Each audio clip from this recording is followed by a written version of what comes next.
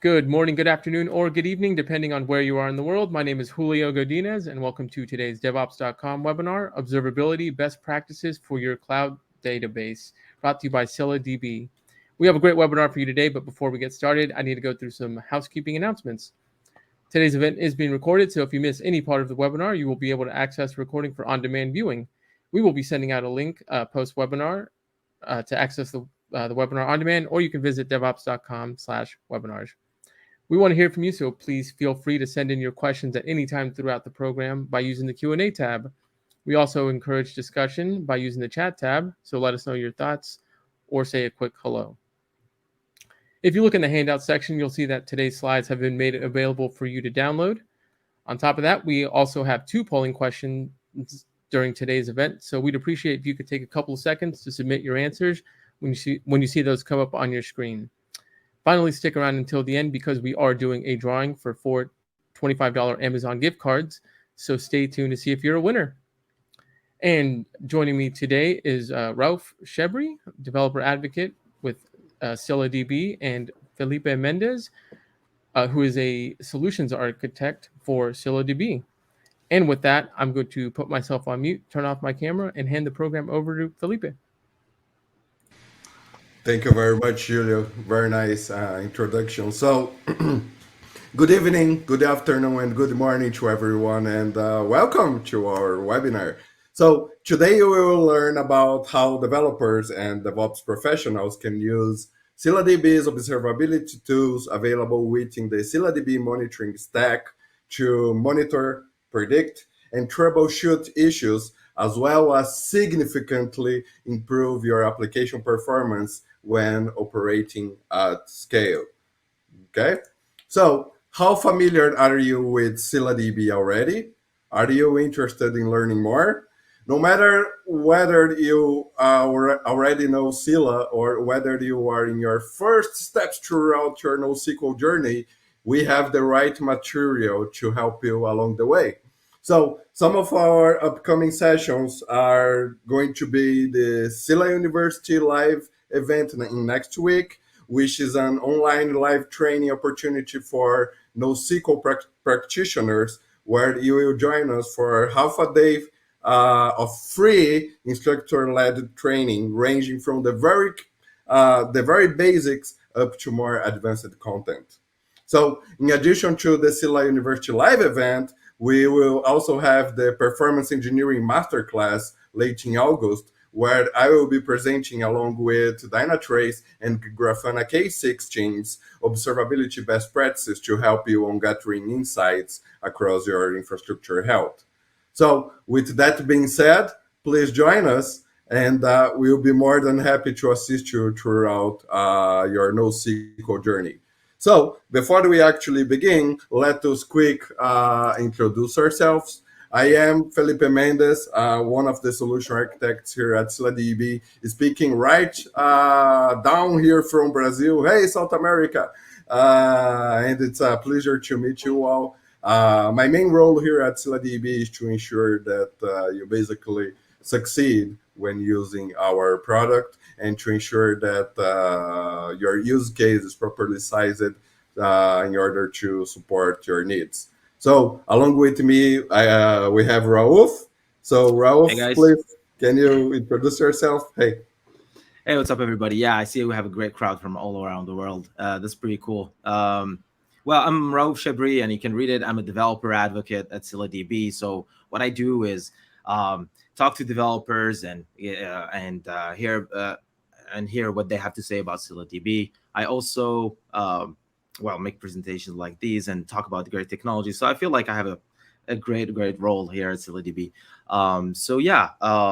With that, Felipe, we have a great talk, and we're very excited to be here. Thank you very much, Rauf. And by the way, Rauf is the creator of the sample application, awesome application that we are going to see today. Oh. But before we, before we begin, we are actually pushing a quick poll question, friendly reminder in order to vote in the poll. Simply select one of the options and then submit. And please let us know what are you in your NoSQL adoption. whether you use ScyllaDB, Apache Cassandra, DynamoDB, another NoSQL database. Are you only evaluating NoSQL? Are you here only to learn more about ScyllaDB, or maybe none of the above? So I can see we are getting a lot of answers. Thank you very much for that. Thank you very much for your response, guys. So, all right, let's move forward and get started. So, what's ScyllaDB?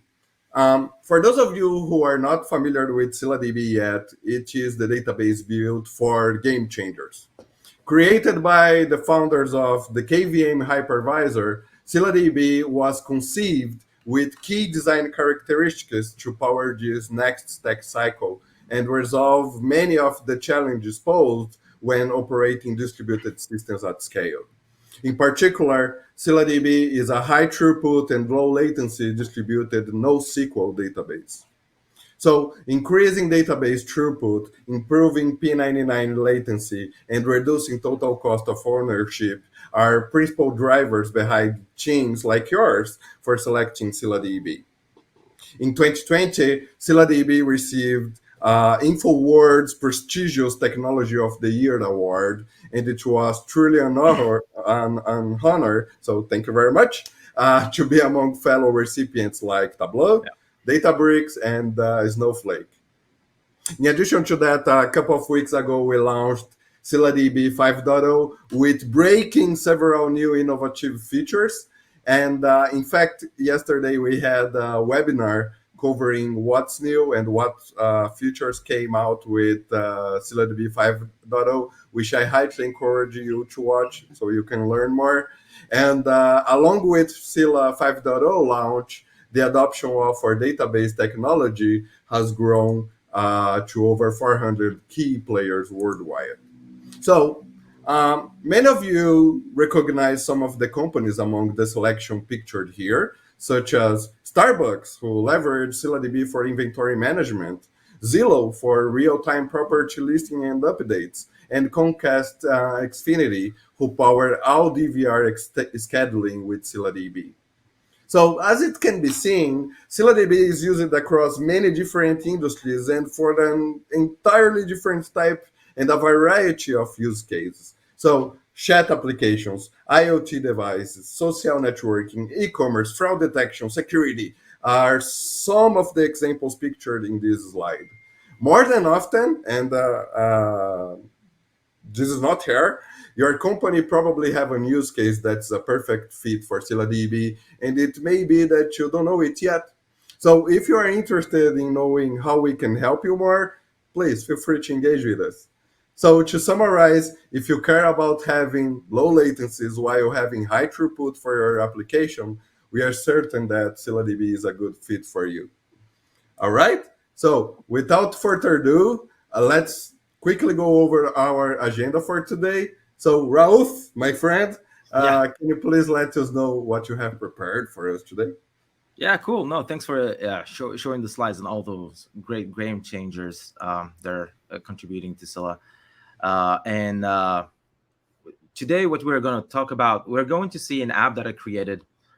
Basically, I have a front end and a back end, and I used Node.js to create that. I connected that to ScyllaDB and to Scylla Cloud. So we're going to see the app.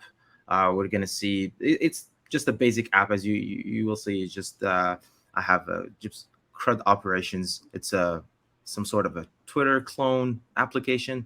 And then I'm going to go through the ScyllaDB core concepts and what makes it a good fit maybe for one of the use cases that you have. We're going to go through also Scylla monitoring, which Felipe is going to present and show you how in development mode you can get the most out of the database and you can optimize your queries for better latency. And we're going to talk about those best practices. But without further ado, let's go. I'm going to share my screen right now and go through the app. So can you see my screen here? Yes, we can see your awesome Twitter app. It's beautiful. Yeah. Congrats. By the way, before you actually begin, let me ask you this. Sure. Is this app going to be publicly available? Yeah, it's actually, it is available on GitHub. So I'll share the link to that later. Yep. Thank you very much, and sorry to Yep. interrupt. Go ahead. Yeah, no worries. Yeah, I particularly like this the robot avatar that I have. But basically, yeah, it's just a Twitter app, and all it does is I create some tweets, messages, whatever, and I can publish them.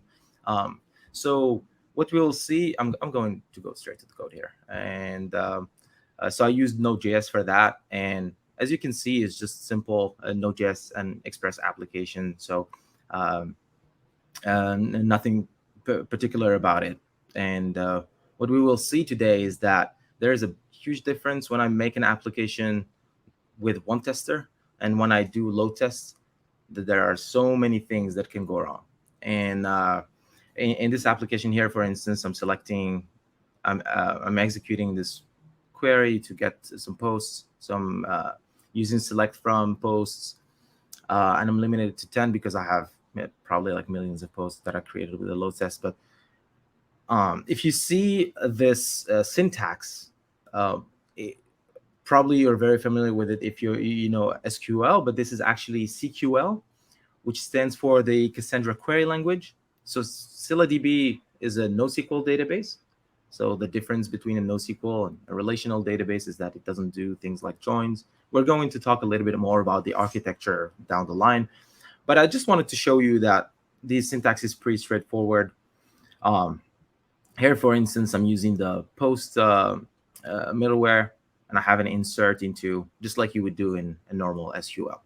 Um, so and after that, I'm going to show you an example of one of the load tests and actually show you the result of the load test. So here, for instance, I'm creating posts, and I'm creating thousands at a time.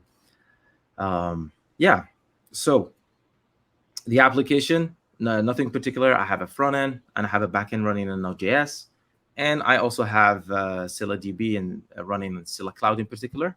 So, oops, here I got disconnected. So let me just reconnect. And here I'm going to use an authenticator, so two-step authentication. So here I'm using Scylla Cloud, and basically we have a free trial for you guys if you want to test it out and play it out and play with it a little bit. And it's going to ask you to set up a two-step verification for more safety for you. And here I created a cluster.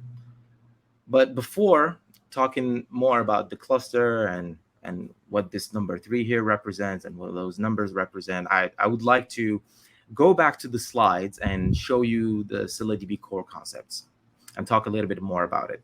And please feel free to ask questions if you have along the line, and we'll be very happy to answer them. Okay, so yeah, so here is the representation of ScyllaDB. Basically, you see 5 nodes, which are 5 machines. ScyllaDB is a distributed database and distributed NoSQL database, which means that your data is going to be stored in many machines, not just one, because we want to ensure high availability.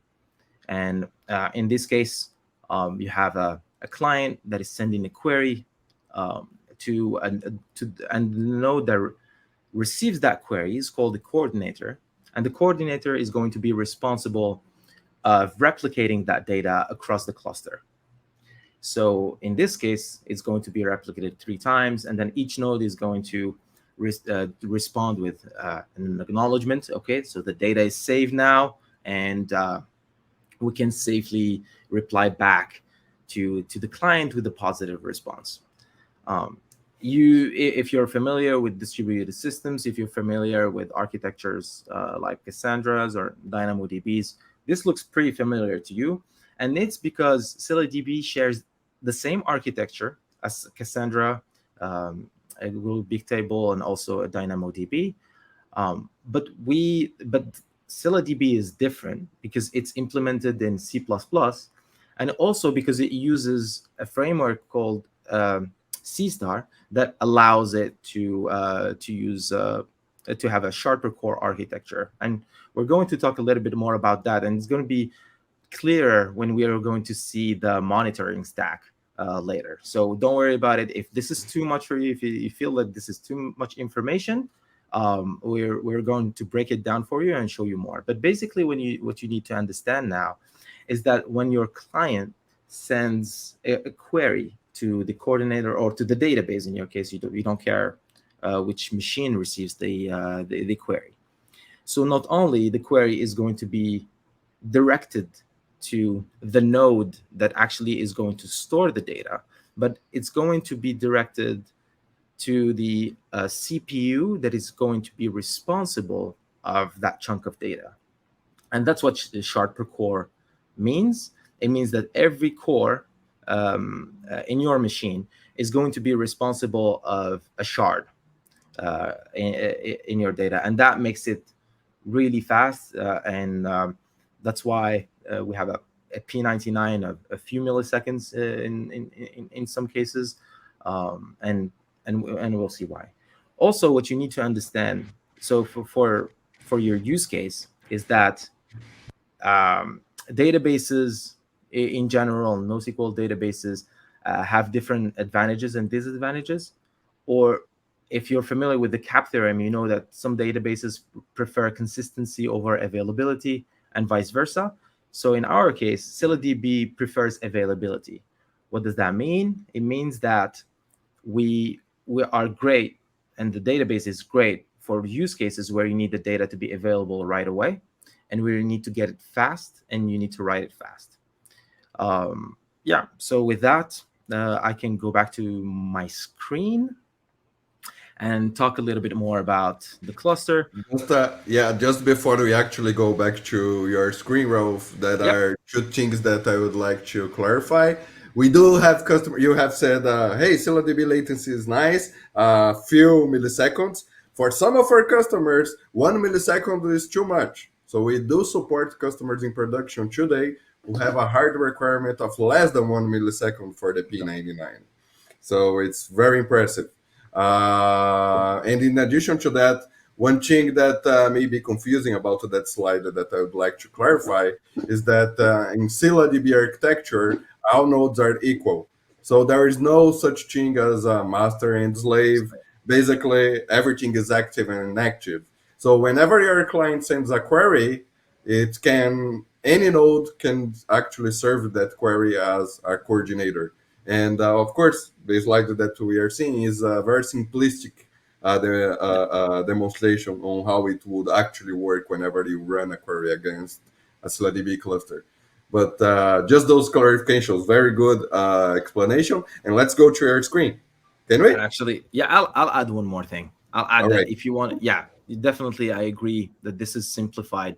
If you want to have more information, Felipe spoke about an event that we're having next week, which is Scylla University Live, and in that there are going to be more detailed information about the architecture and why it runs fast. Although we can answer your questions in the Q&A as well. But yeah, let's go back to Scylla Cloud here, and here what So here I already created a cluster, but let me show you the process of creating a cluster. Again, we have a free trial. We have a free trial at your disposal. You can play with the database for 30 days, but really, if you need to use it more, try it out more, you're more interested, just drop me an email or reach out to me on Twitter, and we'll be very happy to extend your free trial. But basically, this is how you create a cluster. You can host it on AWS or a GCP. You can use your own AWS account if you want to, or you name your cluster. And here you can use any of the protocols at your disposal. So you can use CQL because we said ScyllaDB is both Cassandra and DynamoDB compatible. So if, for instance, you wanna run DynamoDB, but you want to run it in GCP, for instance, then it's not possible because DynamoDB runs on AWS. But if you don't want to rewrite all that code, actually ScyllaDB could be an option for you to use the DynamoDB API, and the same with Cassandra, and it works everywhere. Another thing, just like you would do in AWS, you would use a region, you would use the size of the machine that you want to deploy. And here we're going to talk about replication factor. Actually, so I can quickly talk about it. So when you saw those 5 nodes, the replication factor just means how often you want your data to be replicated across your cluster. So we have a minimum of 3. So here you can create a cluster of 3, but the minimum replication factor that you need to have is going to be 3, and you can launch the cluster. But I'm not going to do that because I already have one that is ready, and this is what you're going to get once it's done. And here you have different informations about your nodes. So here I have 3 nodes that are running. So I have this green light, means that everything is okay, everything is good. I have their public IPs that we're going to see how we're going to use later.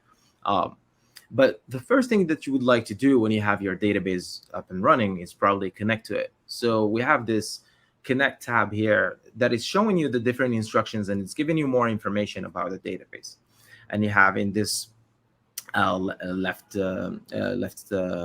side menu here, you have different options on how you want to connect to your database. So you can do it using CQLSH, which is the CQL shell, and here you can use Docker, for instance, to do that using the ScyllaDB image.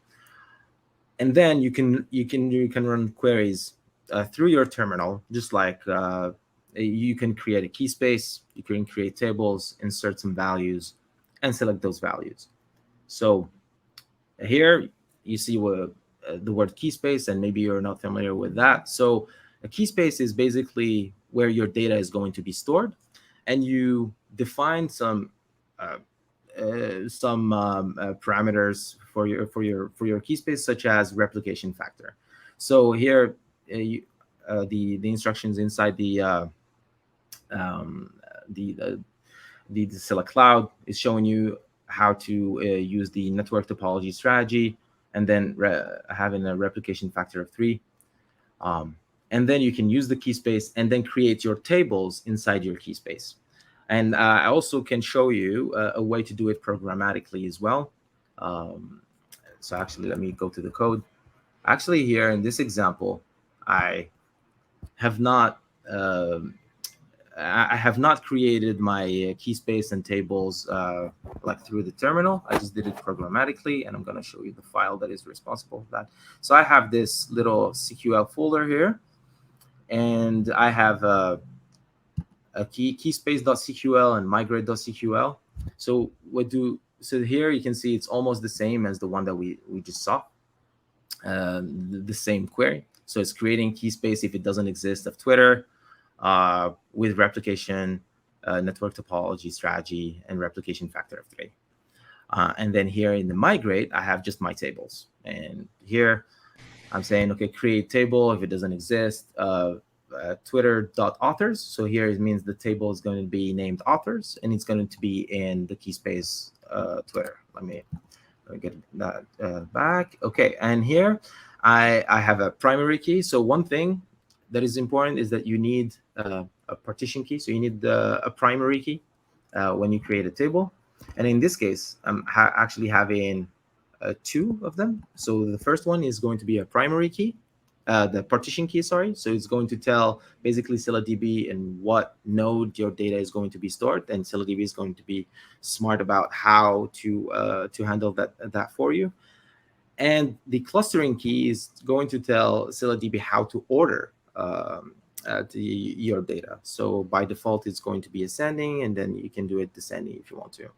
And I'm using these 2 files here, and I'm actually having this migrate.js that just connects to the database. I'm going to show you how, and run these two files and execute them. So that's all my code does here. And so a quick summary of what you just presented to us, Ralph, because it's very interesting. So the migrate JS that you are showing us is a very good example on how to handle database migrations. This is a question that I get a lot from some of our customers and prospects. So can we run database migrations on top of ScyllaDB?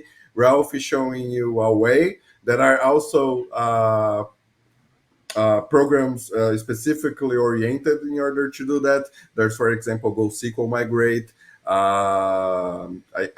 Scylla Migrate as well, which is written in Python that you can use in order to handle database migrations. But in addition to that, I would like to just clarify some of the topics that you just covered. So a key space basically is a logical grouping of tables.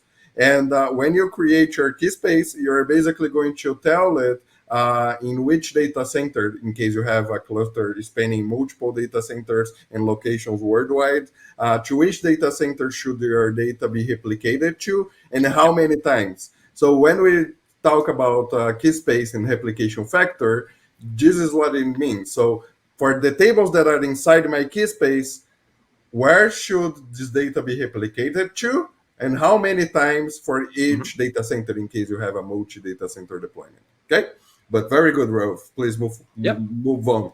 No, yeah, thanks. Thanks. Okay, so here, yeah, I want to show you another thing that you can find at the Connect tab here. So here, if I go to JavaScript, and you can also use any of the other languages that you want. We also have, so one language that is not here is Rust. We're working on adding it here, but we also support Rust, and I'm going to talk about drivers in a second. But here, this is how I'm connecting to the database. Basically, I'm using the Cassandra driver here. In this case, I'm connecting using the client class here, and I have contact points. And we saw that. Give me a second. Oh, it's probably better without the ambulances outside.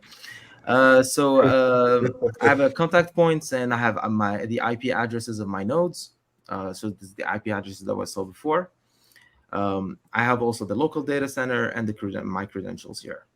And here, so I gave the driver. Let me just show it to you in the code here too. So it's I feel like it's more interesting to see it with nicer colors. So you see in the example, I had one node, but in the code I have three. I had three nodes before, and now I just have one. And it's because once you give one node, then the driver is going to retrieve the metadata about the topology, and it's going to know the different nodes and IPs. So given just one node is actually enough. You don't need to provide all the nodes. And here, I'm going to talk about drivers.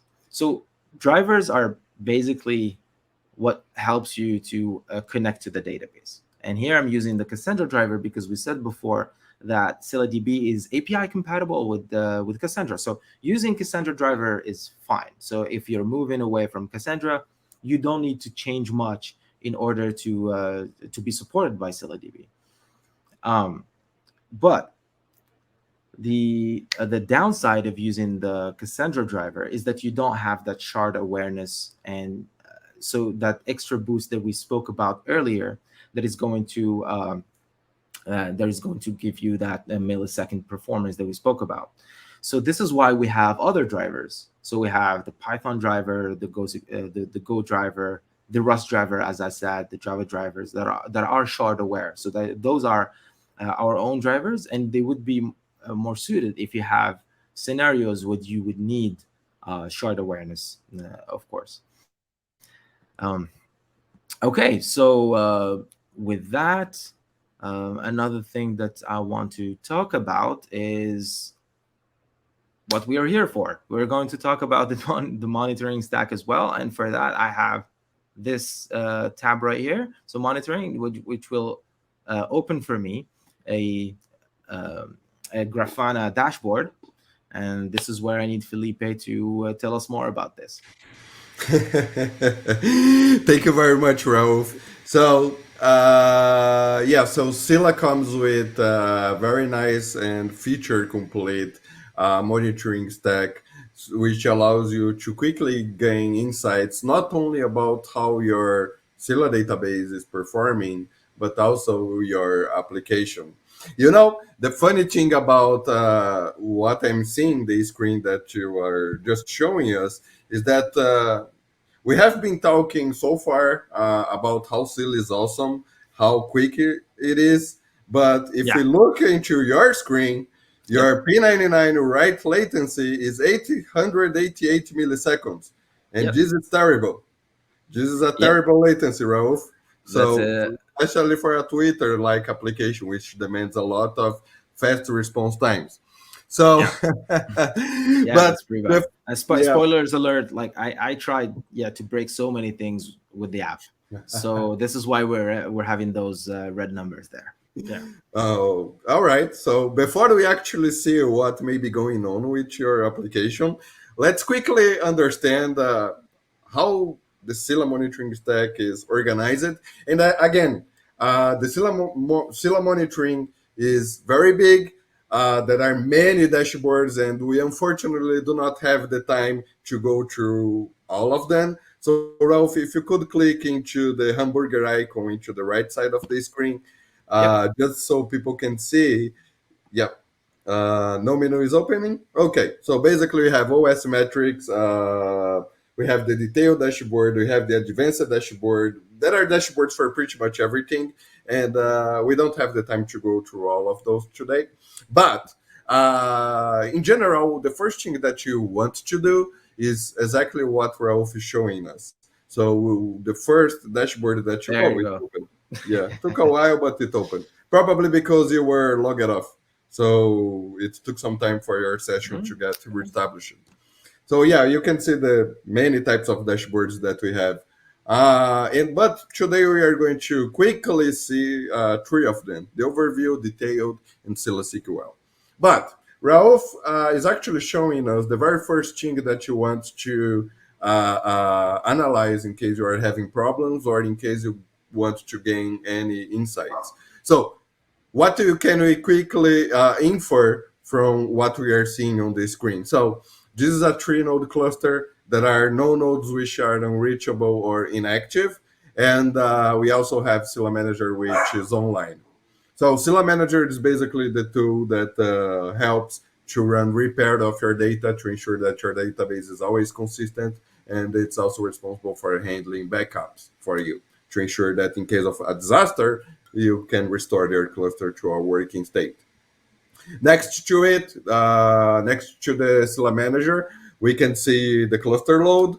So we can see that your cluster is barely loaded, Ralph, and even then you are getting P99 write latency of 888 milliseconds. Yep. And we can see also how many requests you are sending per second and so on. Below that, we can see the active alerts into the left side. So currently there are no active alerts, but for example, if you were to run out of space or close to running out of space, a message would be shown over there. So you could take action fairly quickly. What else, Ralph? If you could scroll down a little bit for us to the advisor section. Yep, that one. So the advisor section is also going to try to give you some advice should it find something wrong in your access patterns or your queries, or in case there's an imbalance. And there's also the balance section at the right side, which is going to tell you should anything be incorrect configured in that sense. Okay, so this is the overview dashboard, and it serves its purpose, which is for us to get an overview. But there are many times or many situations on which an overview is not exactly what we want, because the overall idea of having a monitoring stack is to have proper observability of everything that's going on. And in case you want to gain further insights, we also provide you the detailed dashboard, which I'm going to ask Ralph to open. I think you will have a tab open already. Yep. Yep, I Thanks, have it Ralph. on tab here. Yep. Thanks. So here we can see that this is the detailed dashboard, which basically is going to give us much more detailed information about how the cluster is performing. But one of the things that I really want to show you is that goes back to what Ralph said early in the beginning about Scylla DB architecture. So currently in the screen, we are seeing that all metrics are being aggregated by the data center. And one of the things that many people don't know is that we can get a much higher granularity of metrics. So Ralph, what I'm going to ask you to do is to click on the by DC into the top left side and switch to instance. Oh, I see you are getting used to that. I'm ready. Yeah, cool. So can you hover the mouse into the request served per instance coordinator, the one at the Sure. right? Yep. Yep. So for example, over there, we can see that one of the nodes is receiving more requests than the others. It's not that much. I mean, Yeah. it's 700 requests It's per second, fairly but still, fairly distributed. Yep. yeah, not really Mm, well distributed, but yeah. yeah, it's being nicely distributed. And this is how we can see metrics by node. So you can know how each node of your cluster is performing individually. But what's really nice about Scylla architecture is that you can get even further than that. So Rauf, let's go now to by instance and shard, which is going to show us not only the metrics by CPU, not only the metrics by nodes, spoiler alert, Yeah. but also by CPU. So hover the mouse into the same place again, please, Rolf. Thank you very much. And now we can see that we have a real imbalance. So for example, you have three nodes. And for those three nodes, we can see that shard 0 for the node ending in 146 and the node ending in 7 are handling alone 5,000 and a half. No, not that. Five Yeah. operations per second. Yes. Which is And nothing. Yeah. yes, and shard 1 is handling 2,000 and a half. So this is an imbalance. Yep. Okay. And this is something that can eventually create a performance degradation and a higher latency because all your queries are being sent to a single CPU. So your cluster is not working as a whole. Does it make sense, Rolf? Yeah. I think so. So the thing is, yeah, here we can clearly see that one shard in the nodes is used a lot more than the other, and yeah, let's see how we can solve this too. My guess is that you have a large partition. But anyway, I think let's see. I think no JS also helped a little bit. I think so. Maybe. Yeah, Yeah. yeah, but because of the Cassandra driver and not the so not the shardware driver as well. Yeah. So just to clarify what shard awareness is, Yeah.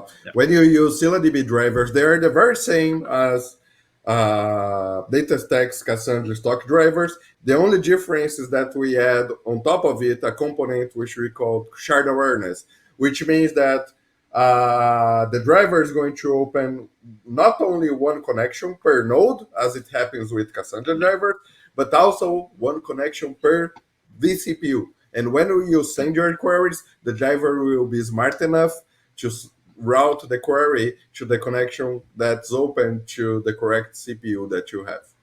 Okay? So that's what shared awareness is. All right. So this is what the detailed dashboard is for. But in general, since we have already seen that you have some issues with your application, Rauf, I would like us to go first to the Scylla SQL dashboard Yep. so we can see in case you have any incorrect metrics that incorrect queries that are being executed.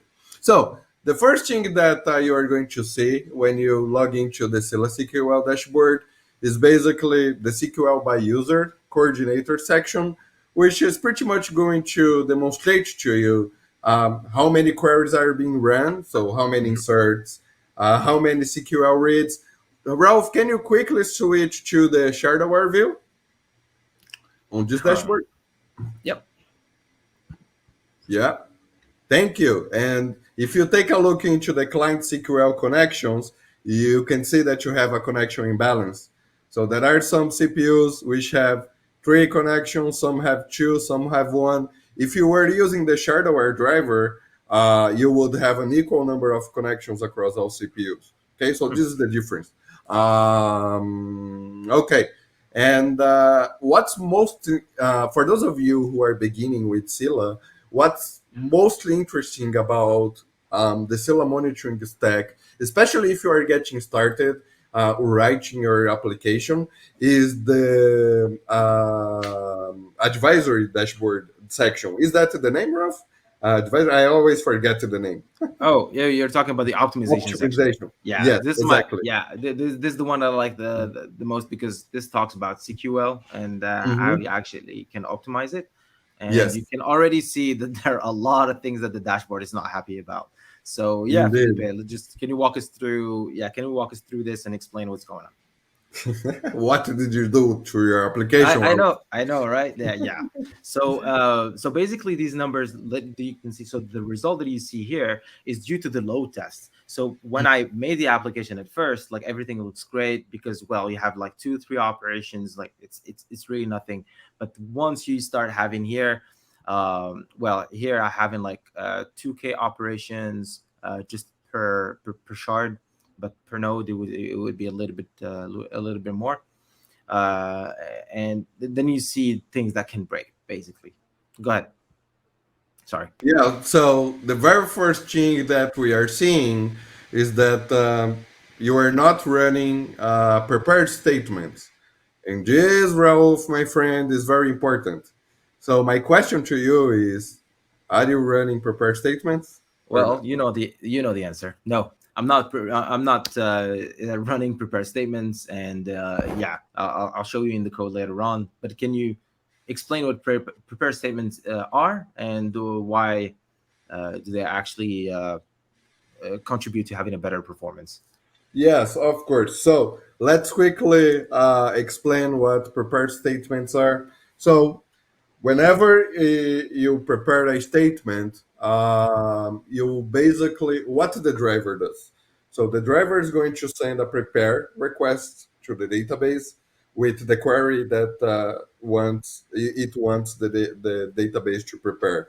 Then the database is going to build the query plan, the query path for this query, and Yeah. send back code to your client, and then whenever you are going to re-execute that query, the driver will always refer to that prepared statement that was prepared earlier in the execution of your application.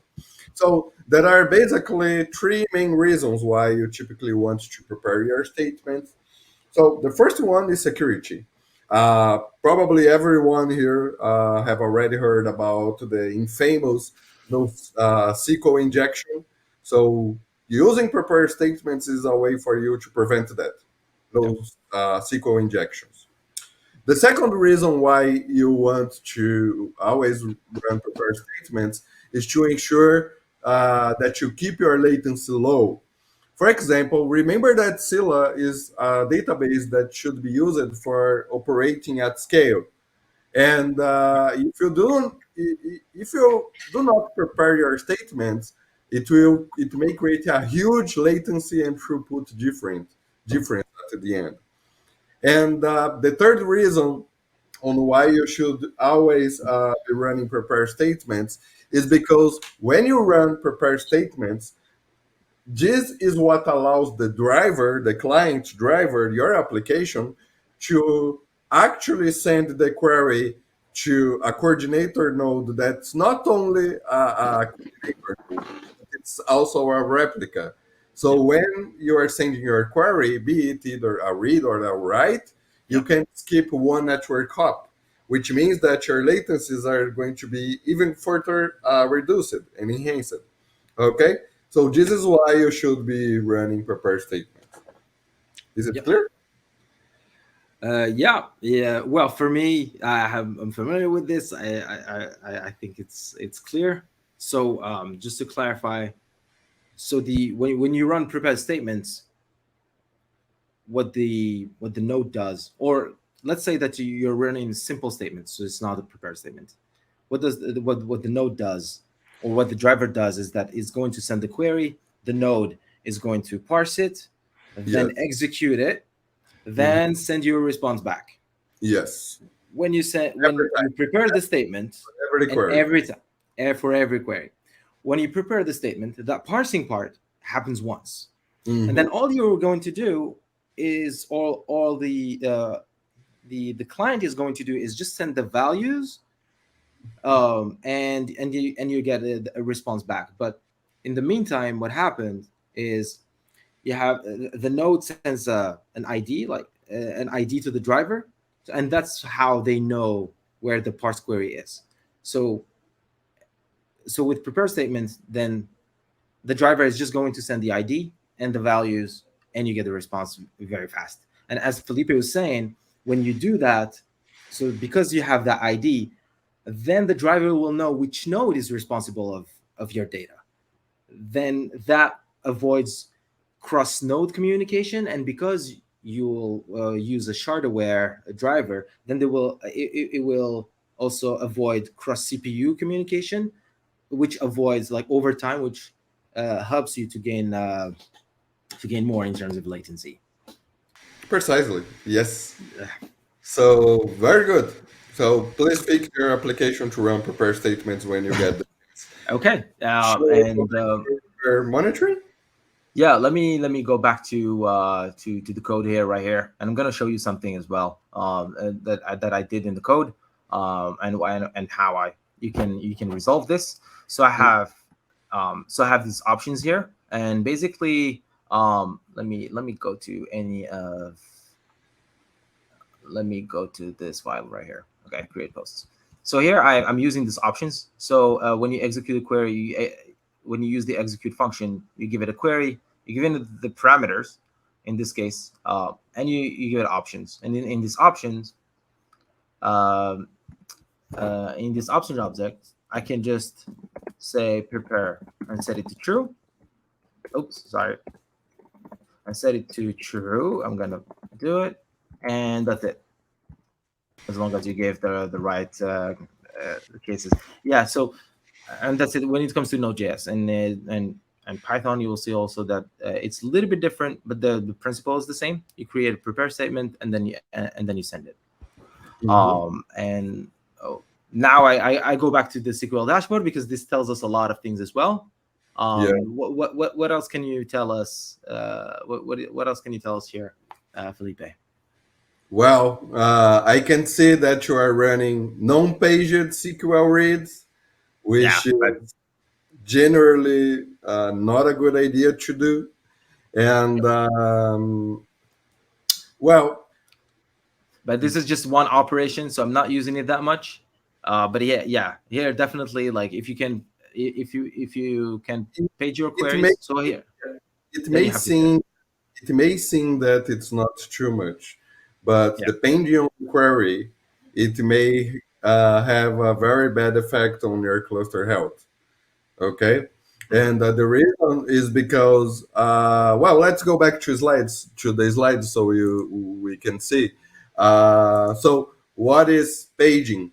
So whenever you ask the database, and this happens for any database, not just Scila, whenever you are asking the database to for a given information, so whenever you are reading data, the database needs to fetch that data and send back to the driver, which will process it, and then you can iterate through the rows in the application.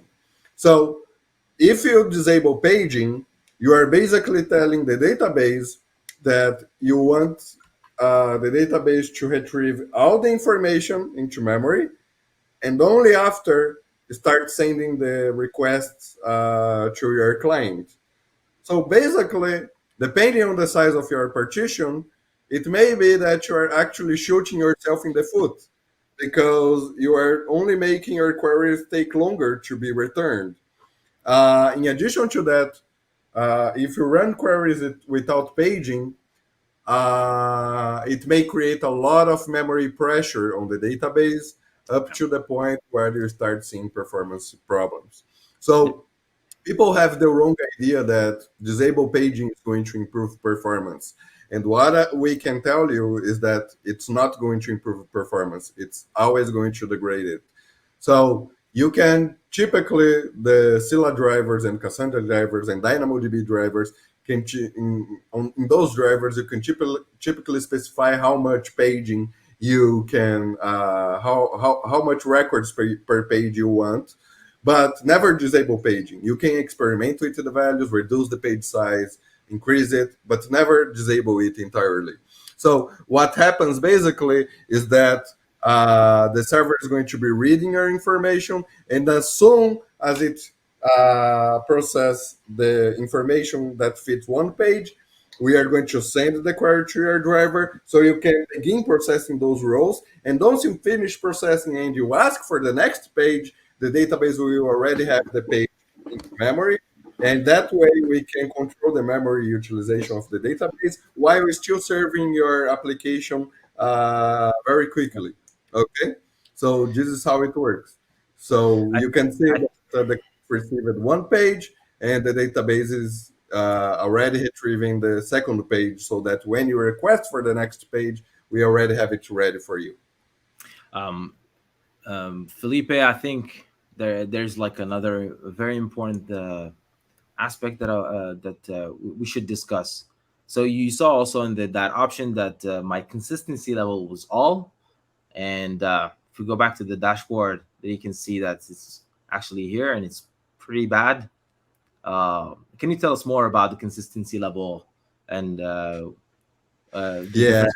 Yeah, and why it's actually hindering performance? And I suspect also it's one of the things that is really killing me.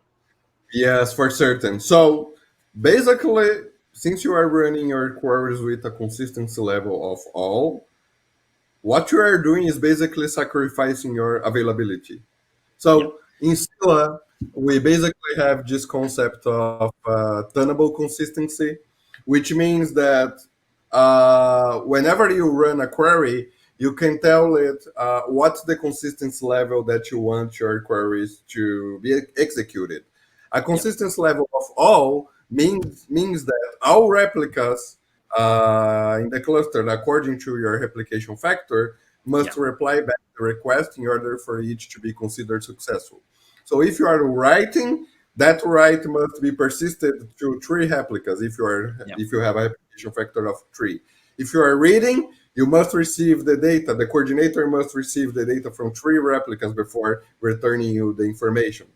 The yeah, problem with that is that if you lose a node, for example, you have a network split, a hardware failure, or whatever, well, your application is going down. And I can demonstrate that. Do you want to demonstrate that today, Ralph? You want to take one of my notes down? Yes, I will, because I have Okay. superpowers. Remember, we're in Scylla Cloud. So, Okay. what I'm going to do, Yeah. let me shut down one of your nodes, Okay. and it's going down. Okay. Let me see it. Yeah, it's down. Is it? So, Okay. yeah, it's, Oh, okay. Yeah, I can see it here. It's down. Okay. So you want me to run like yes, hello? let's try to insert something. Hmm. Okay. Yeah. It's saying connection Connection refused. refused. Yeah, Yes. because so if I go back to if I go back to the terminal, I know it's crashed, and it's Yep. saying, "Yep," and because of the consistency level. Okay. Yeah, you can So see. yeah, Let's no try. no host Yep. available because Yep. I have a Exactly. consistency level of all. So what I'm telling my database is that hey, if I need the response from all the nodes in order to get a response back, and it's not Hmm. working. Yeah. Cool. You actually have shut down your you have shut down your I have shut down your contact point, so There you go. So so this you is what cannot. can happen. Well, this is what can happen in production as well. So if you have one of the nodes that are down, so basically here the consistency levels or CL of all is not something that we recommend for those exact reasons, and this is why we recommend what we call a quorum. And the quorum means that you only need the majority of the nodes to send the response back to your server. Exactly. Yeah. And So yeah. I mean, there are many types of consistency level, and so for example, we have consistency level of any, which means that any node in your cluster, be it either a replica for your data or not, Yep. can take that request. And in general, consistency level of any is something that you never want to use, never ever, because you may lose data if you run queries with a consistency level of any. And similarly, with a consistency level of all, you are basically going to see the very same that happened to you, Ralph. Yeah. So yes, if you want to ensure that you have consistency of your data, always use a consistency level of quorum, which means that as you can see in the slides, if you lose one node, you still have a majority when using a replication factor of 3 that are able to handle those queries. Does it make sense? Yep. This is great. I see that we have 5 minutes left, so can we just open it for Q&A? We are Or is going there to anything? Yep. No, yeah. I mean, there are, as I spoke in the beginning, there are many monitoring aspects that we could have gone through, but we unfortunately do not have the time today. Yeah. If you want to learn more, please join our sessions that we have presented at the beginning. But before we actually open for Q&A, Mhm. I have a second poll question for our audience, which is how much data do you have under management in your own transactional database systems? And in case you are simply using NoSQL, you do not have any transactional database, you can also answer that question. So do not feel yourself excluded. So please let us know how much data set you have. I can see a lot of people are answering. Thank you very much for your feedback. And with that, we can open for questions. Yep. Well, So, go ahead. yeah. So I can see we have some quite interesting questions already. So is Scylla available in Azure? Yes, we do are available in the Azure marketplace. For Scylla Cloud, we are not available for a managed solution yet. But in case you have a use case that you want to run in Azure, please engage with us, and we'll be more than glad to help you out. And we have another question, and I think that's for you, Rolf. You said that Scylla prefers availability over consistency. Can you show us some use cases where we should not use Scylla due to possible consistency issues? Sorry, can you repeat the question again? You said that Scylla prefers availability over consistency. Yep. Can you show us some use case where we should not use Scylla due to possible consistency issues? Okay, yeah, that's interesting. Well, I said we prefer availability over consistency, but clearly we showed you that you could use Scylla for consistency. So if you want to use consistency of all, just like in the example I did, you could do it, but that may be you will not harness the full power of the database. Maybe if you do that. So clearly, the use cases that we have that works really good with the with Scylla would be things like IoT, things like e-commerce websites, and you've seen many examples of streaming companies as well that they use Scylla DB. So really, when you need to get fast access to the data, um, and what do you And think about that, Felipe? oh, I think that's a very good answer. And in addition to that, remember that for now, because we are bringing Raft up to speed, but for now, Yep. we are not yet a transactional database.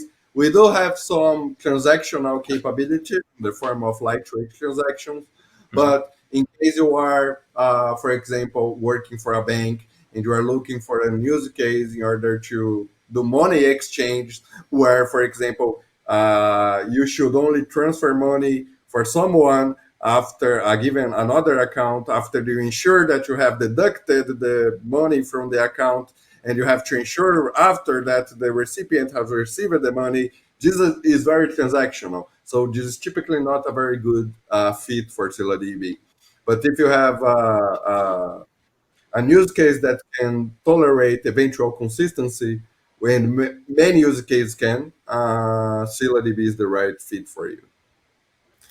Awesome. I think we gotta conclude now. So yeah, thanks a lot for you guys for watching this, and please reach out to us. There's my Twitter there. I don't know if there's an email. Yeah, there's an email there. Please feel free to reach out to us, and we'll be very happy to talk to you. Thank you very much, you guys. Absolutely. Thank you very much. Just as a quick reminder that today's webinar has been recorded, so if you missed any or all of the webinar, you'll be able to watch it again. We will be sending an email with the link to access the webinar on demand, and it'll also be live on DevOps.com. Just look in the on-demand section of the webinars page, and you will find it there. I did mention at the beginning that we were doing a drawing for 4 $25 Amazon gift cards, so I'll go ahead and quickly announce the winners. Our first winner is William N. Congratulations, William. Our second winner is Mike I. Our third winner is Natalia F. And our final winner is Sriram N. So congratulations to all our winners. We'll be reaching out to you via email with instructions for claiming your Amazon gift card. So please check your inbox. And if you don't see it, check your spam folder. Ralph and Felipe, thank you so much for taking the time to put this comprehensive presentation together. Very enjoyable, especially with the demo. You covered a lot.